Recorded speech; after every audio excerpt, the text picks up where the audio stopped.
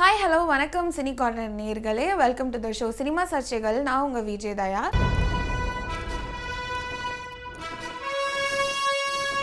இன்னைக்கு நம்ம எதை பற்றி பேச போகிறோம் அப்படின்னா, ஆக்டர் அபினவ் அவரோட ஜேர்னி பற்றி பல விஷயங்கள் பேச போகிறோம். அதுக்காக பேசுகிறதுக்கு இன்னைக்கு நம்மளோட யார் இணைஞ்சிருக்காங்க அப்படின்னா, சினிமா விமர்சகர், ஆஸ்கர் மூவிஸ் தயாரிப்பாளர் பாலாஜி பிரபு அவர்கள் தான். வணக்கம் சார். வணக்கம். ஆக்டர் அபினவ் காலமாகிருக்காரு. முதல்ல அவரை பற்றி, அவர் எப்படி இண்டஸ்ட்ரிக்குள்ளே வந்தார் என்ன அப்படின்னு. ரொம்ப வருத்தமான செய்தி. அதாவது 44 வயசு தான் ஆகுது. துள்ளுவதோ இளமை, அது தனுஷோட ஃபஸ்ட்டு படம். அந்த படத்தில் பார்த்திங்கன்னா எல்லாருமே ஸ்கூல் கோயிங் ஸ்டூடெண்ட்ஸாக இருப்பாங்க. ஷெரீனு, தனுஷ், இந்த அபிநய் எல்லாருமே பார்த்திங்கன்னா ஸ்கூல் கோயிங் ஸ்டூடெண்ட்ஸாக இருப்பாங்க. தனுஷும் அபிநயுமே ஃப்ரெண்ட்ஸாலாம் இருப்பாங்க. ஸோ அந்த படத்தில் நடித்தப்போ பார்த்திங்கன்னா இவர் பெரிய ஹீரோவாக வருவார் அப்படின்னு பேசப்பட்டது. அதாவது தனுஷோடே இவர் சூப்பராக இருக்கார், ஆள் பார்க்க ரொம்ப குட் லுக்கிங்காக இருக்கார், ரொம்ப ஃபேராக இருக்கார், இவர் ஒரு நல்ல ஒரு ஹீரோ மெட்டீரியலாக தமிழ் சினிமாவில் வருவார் அப்படின்னு பெருசாக பேசப்பட்டார். பெருசாக எதிர்பார்க்கப்பட்டார். நிறைய படங்கள் அவருக்கு புக்கிங் ஆச்சு. அதாவது துள்ளுவதோ இளமை படம் ஹிட் ஆனான தனுஷ்க்கும் ஒரு பக்கம் நிறைய புக்கிங்ஸ்லாம் வந்துச்சு. ஆனால் பார்த்திங்கன்னா இவருக்கும் நிறைய படங்கள் புக்கிங் வந்துச்சு. கிட்டத்தட்ட ஒரு 7-8 படங்களுக்கு தொடர்ந்து இவருக்கு அட்வான்ஸ் கொடுத்தாங்க. அந்த காலகட்டங்களில் பார்த்திங்கன்னா 1 லட்சம் 2 லட்ச ரூபா தான் சம்பளம், பெருசாலாம் இருந்திருக்கிறதுக்கு வாய்ப்பு இல்லை. ஸோ அப்படி இருக்கும்போது ஒரு 25,000 50,000 அந்த மாதிரி ஒரு 10 படங்கள் கிட்ட ஒரு அட்வான்ஸ் வாங்கினார். அதுக்கப்புறம் ஒரு செகண்ட் மூவியாக ஒரு படம் பண்ணார். அந்த படத்தோட பேர் ஜங்ஷன். அந்த படம் மிகப்பெரிய தோல்வி படமாக போச்சு. அவருடைய கதை தேர்வு அதெல்லாம் தான் அதுக்கு காரணம். சரியான கதை தேர்வு இல்லாமல் நடித்த படம் மிகப்பெரிய தோல்வி படமானதுனால அது பார்த்திங்கன்னா அவருடைய மார்க்கெட்டை காலி பண்ணி விட்டுருச்சு. ஒரு 7-8 பேர் அட்வான்ஸ் கொடுத்துருந்தாங்க. அந்த அட்வான்ஸ் கொடுத்தது யாருமே படங்கள் திருப்பி எடுக்கிறதுக்கு முன் வரலை. ஸோ டோட்டலாகவே அவருடைய சினிமா கேரியரே அப்போவே க்ளோஸ் ஆயிடுச்சு. ஸோ இப்படி இருக்கிற சூழ்நிலையில் பார்த்திங்கன்னா என்ன பண்ணுறதுனே தெரியல. அது காரணம் என்னென்னா, பெருசாக அனுபவம் இல்லை. ஒரு ஹீரோ, ஒரு யங்ஸ்டர், அந்த காலத்தில் அவருக்கு அதிகபட்சமாக ஒரு 20-22 வயசு தான் இருந்திருக்கும். ஸோ மெச்சூரிட்டி லெவல் ரொம்ப கம்மியாக இருந்திருக்கும். ஸோ எப்படி கதை தேர்வு செய்கிறது, எந்த இயக்குனர் சரியான இயக்குனராக இருப்பார், எந்த தயாரிப்பு நிறுவனம் படத்தை எடுத்து முழுசாக ரிலீஸ் பண்ணுவாங்க, இதெல்லாம் பெருசாக தெரியாமல் ஒரு ஹீரோ நடிக்கும்போது இந்த மாதிரி சிக்கல்லாம் வரும். அப்பாஸ்க்கே பார்த்திங்கன்னா இதே மாதிரி தான். அப்பாஸும் பார்த்திங்கன்னா முதல்ல பார்த்திங்கன்னா காதல் தேசம் நடித்தப்போ பெரிய ஓப்பனிங் இருந்துச்சு. இவருக்காவது 7-8 படம் தான் புக் ஆச்சு. அப்பாஸ்க்கு கிட்டத்தட்ட 20 படங்கள் புக் ஆச்சு. அந்தளவுக்கு அப்பாஸ் ஒரு ஃபேமான ஒரு ஆர்டிஸ்ட்டாக பார்க்கப்பட்டார். ஆனால் பார்த்திங்கன்னா அவருமே கதை தேர்வு சரியில்லாமல் பார்த்திங்கன்னா அவரும் திரையுலகத்தை விட்டே இன்றைக்கி வெளியில் போயிட்டார். டோட்டலாகவே இன்றைக்கி தமிழ் சினிமாலே அப்பாஸ் இல்லை. இந்த மாதிரி சிச்சுவேஷன்லமா அது என்ன பண்ணுறது அடுத்து அப்படின்னு உங்களுக்கு தெரியாது. அதாவது சினிமா அதில் நம்ம பெரிய கதாநாயகனாக வரணும், ஒரு பெரிய இடத்துக்கு வரணும் அப்படிங்கிற ஒரு ஆசையோடு தான் இவங்க வருவாங்க. அதுக்கான முயற்சிகள் கடுமையாக எடுத்து ஒரு வாய்ப்பு கிடைச்சி, ஒரு ஓப்பனிங் கிடைச்சி, அதுக்கப்புறம் அதை தொடர முடியாத சூழ்நிலையில் இவங்க எப்படின்னா ஒரு படத்தில் ஹீரோவாக நடிச்சிட்டாங்க, 2-3 படத்தில் ஹீரோவாக நடிச்சிட்டாங்க. அப்படி இருக்கும்போது இவங்களால் சாதாரணமாக போய் மற்றவங்கள மாதிரி வேலை பார்க்கவும் முடியாது. பெரிய எஜுகேஷன் பேக்ரவுண்டும் சில பேருக்கு இருக்கிறது கிடையாது. இந்த மாதிரி இருக்கிற சூழ்நிலையில் அடுத்து என்ன செய்கிறதுன்னு ஒரு தடுமாற்றமான ஒரு மனநிலை வரும். அப்போ பார்த்திங்கன்னா நிறைய ஆட் ஃபிலிம்ஸ்லாம் வந்துச்சு. அபினவுக்கு பார்க்குறதுக்கு நல்லா இருக்கிறதுனால நிறைய ஆட் ஃபிலிம்ஸ்லாம் தொடர்ந்து நடிச்சிட்டு இருந்தார். ஆட் ஃபிலிமை பொறுத்த வரைக்கும் பார்த்திங்கன்னா சின்ன சின்ன ஊதியங்கள் தான் கிடைக்கும். இன்றைக்கி இப்போ ஆட் ஃபிலிம்லாம் பெரிய லெவலில் பூம் ஆயிடுச்சு. அப்போ கூட பார்த்திங்கன்னா பெரிய ஸ்டார்ஸ்க்கு தான் பெரிய வேல்யூ கிடைக்கும். இப்போ சூர்யா மாதிரியோ, அஜித் மாதிரியோ, விஜய் மாதிரியோ, இல்லை தனுஷ் மாதிரியோ, இல்லை ஜெயம் ரவி மாதிரியோ கதாநாயகர்கள் நடித்தா தான் கோடிகளில் சம்பளம் இருக்கும். இது மாதிரி அபினவ் மாதிரி ஒரு நியூ கமர்ஸ் எல்லாம் ஆடில் நடிக்கும்போது எப்படின்னா ஒரு 5 லட்சம், ஒரு 4 லட்சம் அந்த மாதிரி தான் ஒரு சம்பளம் இருந்திருக்கும். ஸோ அது அன்னைக்கு அவருடைய day to day expenses meet பண்ணுறதுக்கு தான் கரெக்டாக இருந்திருக்கும். அப்புறம் ஒரு ஸ்டேஜுக்கு மேலே பார்த்திங்கன்னா ஆட் ஃபிலிம்ஸும் வரது அவருக்கு குறைஞ்சிருச்சு. ஸோ இந்த சூழ்நிலையில் என்ன செய்கிறதுன்னு தெரியாமல் பொதுவாகவே இந்த மாதிரி இளைஞர்கள் என்னென்னா இந்த மது, அப்படி சிகரெட்டு, இந்த கஞ்சா, இந்த மாதிரி பழக்கங்களுக்கு அடிமையாயிருவாங்க. ஒரு பக்கம் உங்களுக்கு டிப்ரெஷன் பாயிண்ட் ஜாஸ்தியாக ஆரம்பிக்கும். நம்ம நல்லா தானே இருக்கோம், நம்ம அழகாக தானே இருக்கோம், நம்ம ஏன் நடிக்க முடியல, நமக்கு ஏன் வாய்ப்பு வர மாட்டேங்குது, ஒரு படம் தோல்வி அடைஞ்சிருச்சுன்னா நமக்கு டோட்டல் கேரியரே முடிஞ்சு போயிடுமா, இந்த மாதிரி எண்ணங்கள் அவங்களுக்குள்ளே வரும்போது இந்த டிப்ரெஷன் பாயிண்ட்டுக்கு வருவாங்க. அந்த டிப்ரெஷன் பாயிண்ட்டுக்கு வரும்போது பொதுவாக கொஞ்சமாக சாப்பிட்டுக்கிட்டு இருக்கிற அந்த லிக்கர், அந்த மதுபானங்கள்லாம் பார்த்திங்கன்னா அது அளவுக்கு அதிகமாக எடுக்க ஆரம்பிப்பாங்க. அளவுக்கு அதிகமாக எடுக்க ஆரம்பிக்கும் போது என்னென்னா இட் வில் என்ன சொல்கிறது, அடிக்ஷனில் கொண்டு போய் உங்களை. இவருமே மதுக்கு தான் அடிமையாக இருக்காரா? இவருமே மது பழக்கத்துக்கு அடிமையாக இருக்கார். மது பழக்கத்துக்கு அடிமையாக இருக்காருங்கிறது நம்ம வெளிப்படையாகவே பேசலாம். காரணம் என்னென்னா அவருக்கு லிவர் சிரோசிஸ்ங்கிற நோய் வந்திருக்கு. இந்த லிவர் சிரோசிஸ் அப்படின்னு நம்ம பார்க்கும்போது அது வந்து பார்த்திங்கன்னா அதிகமாக மது பழக்கம் உள்ளவங்களுக்கு பொதுவாக வரக்கூடிய நோய். அதாவது ஒரு 90% பார்த்திங்கன்னா ஓவராக ட்ரிங்க் பண்ணுறவங்க, அதாவது லிமிட்டை தாண்டி ட்ரிங்க் பண்ணுறவங்க, அன்லிமிட்டடாக ட்ரிங்க் பண்ணுறவங்களுக்கு தான் இந்த மாதிரி லிவர் சிரோசிஸுங்கிற நோய் வரும். ஸோ இது இல்லாமல் பார்த்திங்கன்னா ப்ரோட்டீன் ரிச் ஃபுட், சில பேர் பார்த்திங்கன்னா டோட்டலாக வெஜிடேரியனாக இருப்பாங்க. அவங்க வந்து எந்த ஃபுட்டும் சாப்பிட ரிச் ஃபுட்டு ப்ரோட்டீன் ஃபுட் சாப்பிட மாட்டாங்க. ஒரு உதாரணத்துக்கு முட்டை சாப்பிட மாட்டாங்க, வேறு நான் வெஜிடேரியன் சாப்பிட மாட்டாங்க. வெஜிடபிள்லே நிறைய ப்ரோட்டீன்லாம் இருக்குது, அதையும் அவங்க எடுத்துக்க மாட்டாங்க. ஸோ ப்ரோட்டீன் ரிச் ஃபுட் இல்லாமல் சாப்பிட்றவங்களுக்கு போதிய புரதச்சத்து கிடைக்கலனா லிவர் வந்து ஃபெயிலியர் ஆகலாம். இதே மாதிரி லிவர் சிரோசிஸ் நோய் வரலாம். பல காரணங்கள் இருக்குது. There are lot of reasons medically. But அது வந்து இவருக்கு வந்து இந்த லிவர் சிரோசிஸ் நோய் வந்ததுக்கு காரணம் வந்து எப்படின்னா, இவர் அதிகமான போதை பழக்கத்துக்கு அடிமையானதுனால தான், அதிகமாக வந்து ட்ரிங்க் பண்ணதுனால தான் அந்த நோய் அவருக்கு வந்திருக்கு. ஸோ இது மஞ்சக்காமாலை வந்திருக்கு ஒரு தடவை, ஒரு 3-4 வருஷத்துக்கு முன்னாடி. அப்போ டாக்டரை போய் செக் பண்ணியிருக்காரு. அப்போ பொதுவாகவே மஞ்சக்காமாலை வந்துச்சு, லாங்காக வந்து அந்த நோய் வந்து மருந்தெல்லாம் கொடுத்து கூட குணமாகலை அப்படின்னா இந்த லிவரை வந்து ஸ்கேன் பண்ணி பார்ப்பாங்க. They will say as an abdomen scan.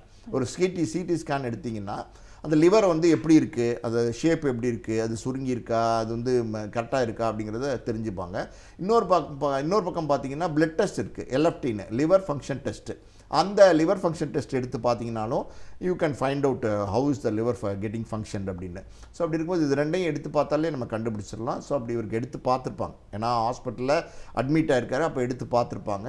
So அப்போ தான் வந்து ஃபைண்ட் அவுட் பண்ணுறாங்க இவருக்கு லிவர் சிரோசிஸ். லிவர் சிரோசிஸுங்கிறது ரொம்ப முக்கியமாக பார்க்க வேண்டியது என்னென்னா, அது it is the last stage and it cannot be cured. நிறைய பேருக்கு வந்து இனிஷியல் ஸ்டேஜில் இருக்கும், அது வந்து மருந்து மாத்திரைகளில் சரி பண்ணுவாங்க. பட் லாஸ்ட் ஸ்டேஜ் 4th ஸ்டேஜுக்கெலாம் போயிடுச்சுன்னா அது வந்து கொஞ்சம் சரி பண்ணுறது ரொம்ப ரொம்ப கஷ்டம். ஸோ இப்படி இருக்கிறவங்களுக்கு என்ன செய்கிறது அப்படின்னா, இது வந்து ஒரே வழி வந்து லிவர் டிரான்ஸ்பிளான்டேஷன். நம்ம நாட்டில் பொறுத்த வரைக்கும் பார்த்திங்கன்னா கிட்னி டிரான்ஸ்பிளான்டேஷன், இன்னும் பல உறுப்புகள் டிரான்ஸ்பிளான்ட் பண்ணுறாங்க, சக்ஸஸ் ஆகுது இந்த ரேஷியோ. உலகளவில் பார்த்திங்கன்னா இந்த லிவர் டிரான்ஸ்பிளான்டேஷன் வந்து நடக்குது. There are operations are going on. But still வந்து அதனுடைய சக்ஸஸ் ரேட்டுன்னு ஒன்று இருக்குது பார்த்திங்களா, அது ரொம்ப ரொம்ப கம்மி. பல பேர் அதை டிரான்ஸ்பிளான்ட் பண்ணவங்க வந்து இறந்து தான் போகிறாங்களே தவிர பொழைக்கிற ரேஷியோ வந்து 1 or 2% தான். ஸோ அப்படி இருக்கும்போது இவருக்கு லிவர் டிரான்ஸ்பிளான்ட் பண்ணால் தான் இவர் அடுத்து பொழைக்க முடியும், சர்வே பண்ண முடியுங்கிற ஒரு பாயிண்டில் அவர் நிற்கிறாரு. இந்த லிவரை பொறுத்த வரைக்கும் எப்படின்னா, அது இந்த ஃபெயிலியர் ஆயிடுச்சுன்னா பாடியில் எல்லா ஆர்கனுமே உங்களை வந்து அஃபெக்ட் ஆக ஆரம்பிச்சிடும். உங்களுக்கு வந்து உடம்புல வந்து நீர் சத்து தங்க ஆரம்பிச்சிடும். வாட்டர் லெவல் இருக்கு இல்லையா, அது வந்து உடம்புல வந்து ஜாஸ்தியாக ஆரம்பிச்சிடும்.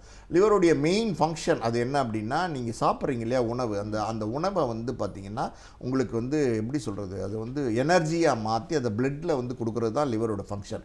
ஸோ அது உங்களுக்கு பண்ணலைன்னா you will not be getting energy. உங்களுக்கு எனர்ஜி கிடைக்காது. உடம்புல எனர்ஜி இருந்தால் தானே தெம்பாக இருக்க முடியும். இப்போ நீங்கள் ஒரு ஸ்போர்ட்ஸ் மேன் வந்து ஓடிட்டு வந்து டயர்டாக இருக்கார், உடனே வந்து பார்த்தீங்கன்னா நீங்கள் வந்து ஒரு கிளாஸில் குளுக்கோஸ் கலந்து கொடுப்பாங்க, பார்த்துருப்பீங்க நிறைய இடங்களில். காரணம் என்னென்னா, he will be losing the energy. அதாவது ஒரு 100 மீட்டர் ரேஸ் ஓடினவருக்கு வந்து எனர்ஜி லெவல் கம்மியாக இருக்கும். ஸோ அதை பூஸ்டப் பண்ணுறதுக்கு தான் வந்து அந்த குளுக்கோஸ் கொடுப்பாங்க. அந்த மாதிரி வந்து சத்து உடம்பில் ரத்தத்தில் வந்து உங்களுக்கு எனர்ஜி ரொம்ப ரொம்ப முக்கியம். அது இல்லைன்னா உங்களால் வேலை பார்க்க முடியாது, உங்களால் வந்து ரெகுலர் லைஃப்பில் இருக்க முடியாது, ஆக்டிவாக இருக்க முடியாது, படுத்தே இருக்க சொல்லும், உட்காந்தே இருக்க சொல்லும், சோம்பேறியாக இருக்க சொல்லும், சரியாக சாப்பிட தோணாது. இன்னொரு பக்கம் பார்த்திங்கன்னா இந்த லிவர் சிரோசிஸ் நோயாளிகள் வந்து இழைச்சிக்கிட்டே போவாங்க. ஒரு பாடி வெயிட் இருக்குது அப்படின்னா அந்த பாடி வெயிட்லேருந்து அவங்க வெயிட் வந்து ரொம்ப கம்மியாகிட்டு, ஆமாம் ரொம்ப மெலிஞ்சு. அது அந்த நோயினுடைய தன்மை அப்படி கொஞ்சம் கொஞ்சமாக ஆளை வந்து உருக்க ஆரம்பிக்கும். அவருடைய வயிறு பகுதி நீங்கள் பார்த்துருப்பீங்க வீடியோஸ்ல எல்லாம் பார்த்தீங்கன்னா பெருசாக பல்ஜியாக இருக்கும். ஆள் வந்து ஒல்லியாக இருப்பாங்க இவங்க இந்த மாதிரி ஆட்கள், ஆனால் வயிறு வந்து பெருசாக வந்து ஒரு வயிறு ஊதுன மாதிரி, பலூன் மாதிரி ஊதுன மாதிரி இருக்கும். காரணம் என்னென்னா, வாட்ரு வந்து உங்களுக்கு வயிறு உடம்புல எல்லாம் தங்க ஆரம்பிக்கும். ஸோ இதுதான் வந்து மெயின் காரணம். ஸோ இந்த டிரான்ஸ்பிளான்டேஷனுக்காண்டி இவர் வந்து வெயிட் பண்ணியிருக்காரு. He was trying for liver transplantation. அதுக்கு வந்து ஒரு டோனர் வந்து கொடுக்கணும். லிவர் டிரான்ஸ்பிளான்டேஷன் வந்து ரொம்ப காமன் கிடையாது. ஸோ அப்படி ஒரு டோனர்காண்டி வெயிட் பண்ணியிருக்காரு 1.5 வருஷத்துக்கு மேலே. ஸோ அப்படி இருக்கும்போது தான் 2-3 நாளைக்கு முன்னாடி ஒரு சீரியஸான கண்டிஷனில் மருத்துவமனையில் சென்னையில் அட்மிட் ஆகிருக்கார் ஒரு ஹாஸ்பிட்டலில். இன்றைக்கி காலையில் 4 o'clock பார்த்தீங்கன்னா ஹீஸ் எப்படி டாக்டர்ஸ் வந்து டிக்ளேர் பண்ணுறாங்க, ஹீஸ் டெட்ன்னு டிக்ளேர் பண்ணுறாங்க.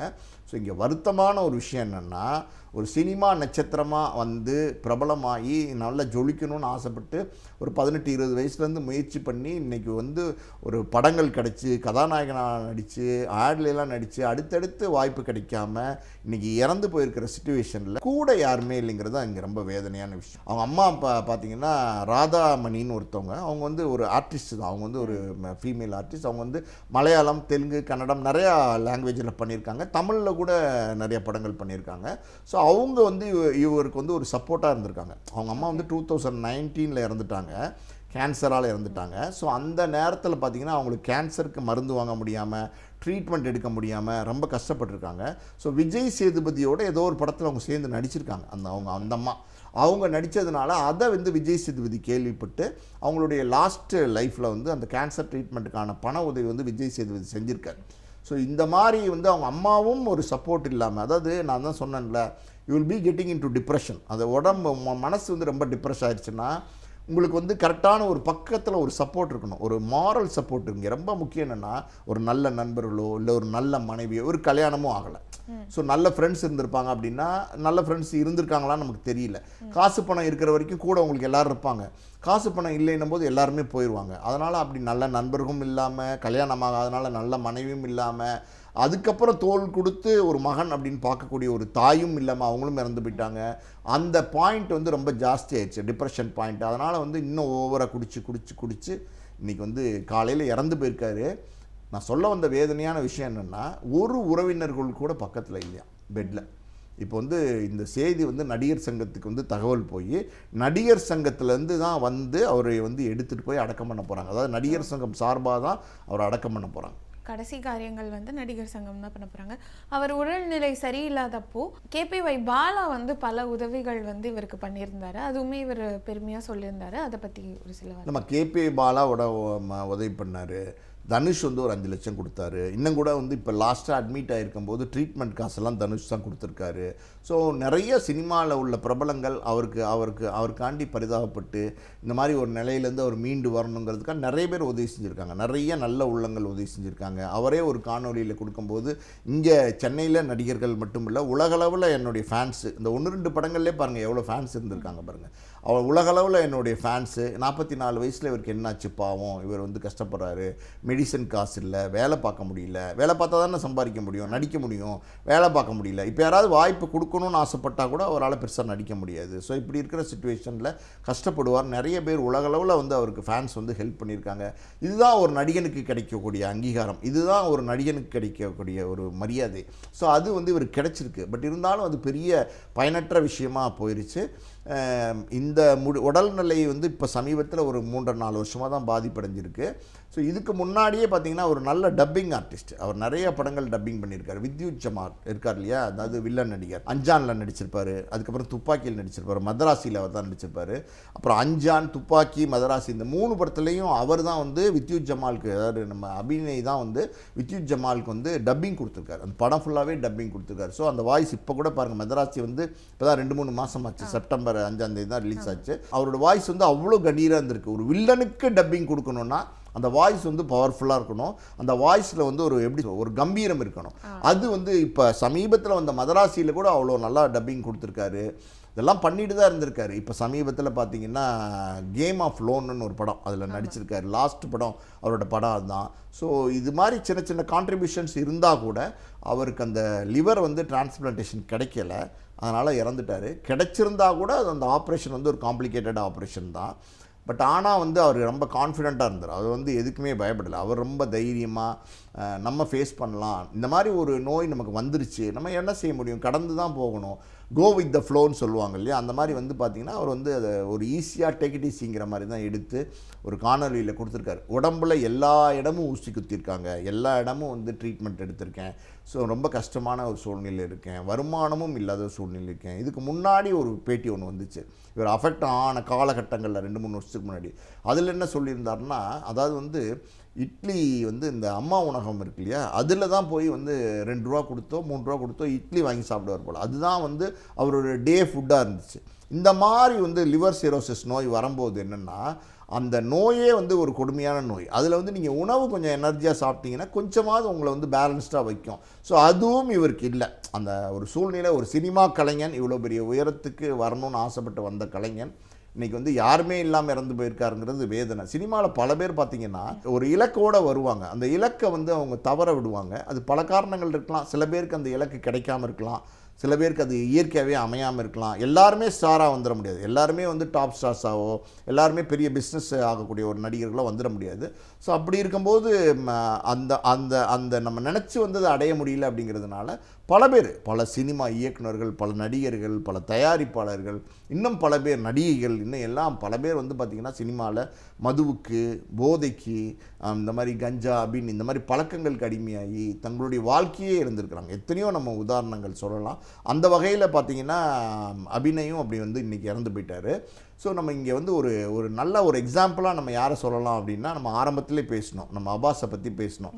அவரும் இப்படி தான் வந்தார். ஆரம்பத்தில் ஒரு பெரிய வெளிச்சம் கிடச்சிச்சு, நிறைய படங்கள் நடித்தார். இவராவது 4-5 படங்கள் தான் நடித்தார், அவர் நிறைய படங்கள் நடித்தார். அந்த படங்களுக்கு அப்புறம் அவரால் சஸ்டெயின் பண்ண முடியல, தொடர்ந்து வெற்றிகள் கொடுக்க முடியல. ஒரு காலகட்டத்துக்கு அப்புறம் கடன் ஆச்சு, ஒரு காலத்துக்கு அப்புறம் குடும்பத்தை காப்பாற்ற முடியாத சூழ்நிலை, ஒரு பையன், ஒரு பொண்ணு, மனைவி இருக்காங்க அவங்களுக்கு. ஸோ என்ன பண்ணலாம் அப்படின்னும் போது ஒரு வைஸ் டிசிஷன் எடுத்து அழகாக பார்த்தீங்கன்னா ஷிஃப்ட் ஆகிட்டார், நியூசிலாண்டுக்கு போயிட்டார். அங்கே வந்து பெட்ரோல் பங்க்கில் பெட்ரோல் போடுறாரு, கார் துடைக்கிறாரு, மெக்கானிக்கை வேலை பண்ணுறாரு, என்னமோ நிறைய தகவல்லாம் வருது. வாட்எவர் இட் இஸ், அதாவது வந்து அவர் வந்து உழைச்சி சம்பாதிக்கணும்னு முடிவில் அங்கே போய் இன்றைக்கி வந்து வேலை பார்க்குறாரு. என்ன பெட்ரோல் பங்க்கில் பெட்ரோல் போட்டாலும் வேலை தான், கார் துடைச்சாலும் மெக்கானிக்காக இருந்தாலும் வேலை தான். ஸோ உழைச்சி அவர் வந்து சம்பாதிக்கிறாரு. ஸோ ஒரு கஷ்டம், இனி அடுத்த என்ன பண்ண முடியும் அப்படிங்கிற ஒரு சிச்சுவேஷன் வரும்போது பொண்டாட்டி பிள்ளைங்களை காப்பாற்றுறதுக்கு ஃபேமிலியோடு நம்ம வந்து வெளிநாட்டுக்கு போயிடலாம், நியூசிலாண்டை செலக்ட் பண்ணி அங்கே போய் இன்றைக்கி வந்து ஒர்க் பண்ணி இன்றைக்கி வந்து ஒரு ஃபேமிலியோட இன்றைக்கி வந்து ஒரு எப்படி சொல்கிறது, பெரிய கோடிகளில் பணம் இல்லாட்டா கூட he is leading a happy life. அதுதான் இங்கே ரொம்ப முக்கியம். அந்த மாதிரி வந்து ஒரு இலக்கு, அதை நீங்கள் நோக்கி வரீங்க, அது உங்களுக்கு ஏதோ காரணத்தினால கிடைக்கலன்னா அதுக்காண்டி நீங்கள் தோல்வியுற்று டிப்ரெஷன் பாயிண்ட் போய் நீங்கள் இந்த மாதிரி குடித்து உங்களுடைய வாழ்க்கையை அழிச்சிக்காமல் இந்த மாதிரி அப்பாஸ் மாதிரி வந்து நல்ல முடிவுகள் எடுத்து அடுத்த என்ன செய்யலாம், வாட் இஸ் த ஃப்யூச்சர் அப்படிங்கிறத நீங்கள் தேடி போனீங்கன்னா நல்ல வாழ்க்கை அமையும். அதுக்கு அப்பாஸ் ஒரு உதாரணம். ஒரே பாயிண்டில் ஸ்ட்ரக்கப் ஆகி ஒரே இதில் சுற்றிக்கிட்டே இருக்கும். இந்த மாதிரி ஆட்களுக்கு என்னென்னா உங்களுடைய மனநிலை வந்து பார்த்திங்கன்னா ஒரு புள்ளியில், மைய புள்ளியில் சுற்றிக்கிட்டே இருக்கும். அது வந்து உங்களுக்கு அதுலேருந்து விலகி வர வெளியில் விடாது. நீங்கள் முயற்சி பண்ணால் கூட அது வெளியில் வர விடாது. ஸோ அதான் நான் சொன்னேன்ல, அந்த மாதிரி சூழ்நிலையில் நல்ல நண்பர்கள், நல்ல உறவினர்கள், நல்ல அண்ணன் தம்பிங்க, நல்ல அம்மா அப்பா இவங்கெல்லாம் இருந்திருந்தால் ஒரு வேளை இவரை காப்பாற்றிருக்கலாம். ஸோ இவருக்கு அன்ஃபார்ச்சுனேட்லி இவங்கெல்லாம் இல்லை. தப்பான பழக்கத்துக்கு போய் லைஃபே இழந்துட்டார், இன்றைக்கி இறந்துட்டார். வருத்தமான விஷயம். ஓகே, இவரை பற்றி ரொம்ப அழகாகவே வந்து சொல்லியிருந்தீங்க. ஆனால் வந்து ஒரு பெரிய விஷயம் என்னென்னா, இதை நம்ம அவேர்னஸாகவும் எடுத்துக்கணும். இந்த மாதிரி டிப்ரெஷனில் இருக்கிறவங்க வந்து மது, குடி இந்த மாதிரி வந்து தவறான விஷயத்துக்கு போகக்கூடாது அப்படின்னு. இதுக்கு கொஞ்சம் மாதங்கள் முன்னாடி தான் ரோபோ சங்கர் அவருமே குடி, மஞ்ச காமாலே அதே விஷயங்கள் மறுபடியும் வந்து அபினவ் திரைத்துறையில் அடுத்தடுத்து இந்த மாதிரி இருக்கும்போது, ஆனால் எல்லாருமே வந்து கடன் இருக்குது இந்த மாதிரி தான் வந்து சொல்கிறாங்க. இது எப்படி சார் பார்க்கப்படுது? அதாம்மா நான் சொன்னேன்ல, நான் முதல்ல சொன்ன விஷயந்தான். அதாவது வந்து நிறையா திரைத்துறையை பொறுத்த வரைக்கும் நிறையா இருக்குது. காரணம் என்னென்னா most of the things are easily available there. அங்கே வந்து பார்த்திங்கன்னா இட் இஸ் எப்படி சொல்கிறது, அங்கே ஒர்க் ஸ்ட்ரெஸ் இருக்கும். அங்கே வந்து நீங்கள் ஒரு லைட் மேன் கேட்டிங்கன்னா, இல்லை ஒரு ப்ரொடக்ஷன் பாய் கேட்டிங்கன்னா, இல்லை ஒரு டேரக்டரோ ஆர்டிஸ்ட்டு கேட்டிங்கன்னா அவங்க வந்து கொஞ்சம் மது சாப்பிடுவாங்க ஈவினிங். ஆனால் காரணம் என்னென்னா அவங்களுடைய உடல் உழைப்பு ரொம்ப கஷ்டம். காலையில் 4 மணிக்கு எந்திரிக்கணும், 7 மணிக்கு ஷூட்டிங்க்கு வரணும், 1.5 மணி நேரம் லொக்கேஷன் போகணும், அங்கே வந்து ஒர்க் பண்ணணும், ஃபுல் டே லைட்ஸ்க்கு முன்னாடி, யூனிட்டுக்கு முன்னாடி ஒரு ஒர்க் பண்ணிவிட்டு ஒரு 150 பேர் இருக்கிற யூனிட்டில் எல்லாரையும் கட்டி மேய்ச்சி ஒர்க் பண்ணிவிட்டு வீட்டுக்கு வந்து ஒரு 9-10 மணிக்கு வரும்போது உங்களுக்கு என்னென்னா உடம்பெல்லாம் வலிக்கும். இட் இஸ் அ மெடிசன் அப்படின்னு தான் சொல்லுவாங்க. டாக்டர்ஸே என்ன சொல்லுவாங்கன்னா, உங்களுக்கு ரொம்ப அதிகமான சளி இருந்தால் சில நேரங்களில் என்ன சொல்லுவாங்கன்னா, கொஞ்சம் சாப்பிடுங்க, பிராந்தி அந்த மாதிரி சாப்பிடுங்கன்னு சொல்லுவாங்க. அது மாதிரி வந்து ஒரு மெடிசனாக தான் அவங்க எடுத்துப்பாங்க. அது ஒரு பெக் 2 பெக் எடுத்துகிட்டு சாப்பிடும்போது என்ன ஆகும்னா, அது வந்து அவங்க தூங்கும்போது அவங்களுக்கு அந்த கவலை மறந்து, அவங்க அந்த வலியெல்லாம் மறந்து அடுத்த நாள் ஃப்ரெஷ்ஷாக எழுந்திரிச்சு மறுபடியும் வேலைக்கு போவாங்க. ஸோ இதை வந்து இது ஈஸியாக அவைலபிளாக இருக்குங்கிறதுக்காண்டி அதை வந்து நீங்கள் வந்து ஜாஸ்தியாக சாப்பிட ஆரம்பிச்சுன்னு வச்சுக்கோங்க. இது மட்டும் இல்லை, எதுவுமே anything, even food there should be a limit இல்லையா, ஒரு அளவு வேணும். அது காலையில் மத்தியானம் நைட்டு அதுக்கு நடுவில் வந்து சின்னதாக வந்து இப்படி ஒரு சின்ன ஸ்நாக்ஸோ இல்லை ஒரு காஃபியோ சாப்பிட்லாமே தவிர நீங்கள் எப்போவுமே சாப்பிட்டுட்டே இருக்கணும்னு நினச்சா என்ன ஆகும், அதாவது அளவுக்கு மிஞ்சினால் அமிர்தமும் நஞ்சாகும்னு சொல்லியிருக்காங்க. அது காரணம் வந்து எப்படின்னா உணவை கூட நீங்கள் அதிகமாக எடுத்தீங்கன்னா it will lead to problems தான். அதே மாதிரி பார்த்தீங்கன்னா இதெல்லாம் வந்து எப்படி சொல்கிறது, இதெல்லாம் வந்து தீய பழக்கங்கள்னு சொல்கிறாங்க. ஸோ அப்படி இருக்கும்போது இந்த தீய பழக்கங்களுக்கு நீங்கள் ஓவராக அடிமை ஆகிட்டீங்க அப்படின்னா அது வந்து உங்களை எப்படி சொல்கிறது, உங்களுடைய கேரியரை வந்து முடிச்சு விட்டுரும். அது பல பேர் சினிமாவில் வந்து இது ரொம்ப சாதாரணமாக நடந்துகிட்ருக்கு. எத்தனையோ உதாரணங்கள் சொல்லலாம். நம்ம சந்திரபாபு காலத்துலேருந்து சுருளிராஜன் காலத்துலேருந்து ரோபோ சங்கர்லேருந்து பல பேரை வந்து நம்ம உதாரணமாக சொல்லலாம். ஸோ அதை பற்றி பேசணுன்னா அது ஒரு தனி டாப்பிக்கே நம்ம போகணும். Okay sir. ஸோ அபினவோட வாழ்க்கை வரலாறும் அவரோட உடல்நிலை பற்றி பகிர்ந்ததுக்கு ரொம்ப ரொம்ப நன்றி. நேரத்துக்கு நன்றி. நன்றிம்மா.